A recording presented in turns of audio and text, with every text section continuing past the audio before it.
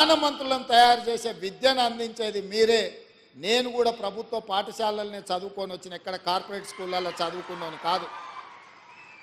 మీలాంటి టీచర్లు ఓనమాలు నేర్పడంతో గ్రామీణ ప్రాంతంలో మారుమూల పల్లెల్లో ప్రభుత్వ పాఠశాలలో చదువుకొని జిల్లా పరిషత్ పాఠశాలలో చదువుకున్న నేను ఈరోజు తెలంగాణ రాష్ట్రంలో ఈ బాధ్యత నెరవేరుస్తున్నా అంటే మా టీచర్లు మాకు నేర్పిన విద్య ఈరోజు పరిపాలనలో ఉపయోగపడుతుంది. నేను కార్పొరేట్ స్కూల్లో చదువుకోలే, లేకపోతే గుంటూరులోనో గుడివాడలోనో అసలే చదువుకోలే. కొంతమంది అప్పుడప్పుడు గుంటూరు గుడివాడలు చదువుకొచ్చిన వాళ్ళు ముఖ్యమంత్రి గారికి ఇంగ్లీష్ రాదని అవహేళన చేస్తుంటారు.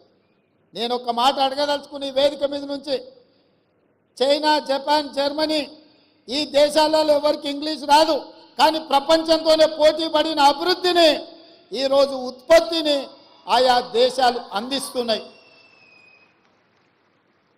ఇంగ్లీష్ అనేది ఒక భాష ప్రపంచంలో ఉద్యోగ ఉపాధి అవకాశాలు దొరకడానికి ఉపయోగపడుతుంది.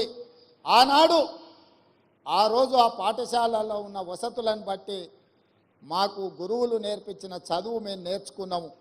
ఈరోజు మీకు నా సూచన, ప్రతి విద్యార్థికి ప్రపంచంలో ఉద్యోగ ఉపాధి అవకాశాలు వచ్చే ఇంగ్లీష్ భాషను కూడా మీరు నేర్పండి. ఎవరో రేపు భవిష్యత్తులో ఈ పిల్లలకు, మీ దగ్గర చదువుకున్న పిల్లలకు ఇంగ్లీష్ రాదని అవహేళన చేసే పరిస్థితులు రావద్దు. వాళ్లకు ఖచ్చితంగా మంచి భాషను, మంచి భావాన్ని, దేశభక్తిని పెంపొందించే విధంగా వాళ్ళకి విద్యాబుద్ధులు నేర్పండి. రాష్ట్రం పట్ల, దేశం పట్ల, ఈ సమాజం పట్ల సామాజిక స్పృహ ఉండే విద్యార్థులను తయారు చేయండి. ఈ దేశానికి వాళ్ళే రేపటి నాయకులు అవుతారు, రేపటి పాలకులు అవుతారు. రేపటి నాయకులను, రేపటి పాలకులను తయారు చేసే బాధ్యత మీ మీద ఉన్నది. ఇది గురుతరమైన బాధ్యత, గురువు బాధ్యత అని చెప్పి నేను సంపూర్ణంగా విశ్వసిస్తున్నా. ఈరోజు రాష్ట్రంలో గురుకుల పాఠశాలలు ఇచ్చినా అంటున్నాడు.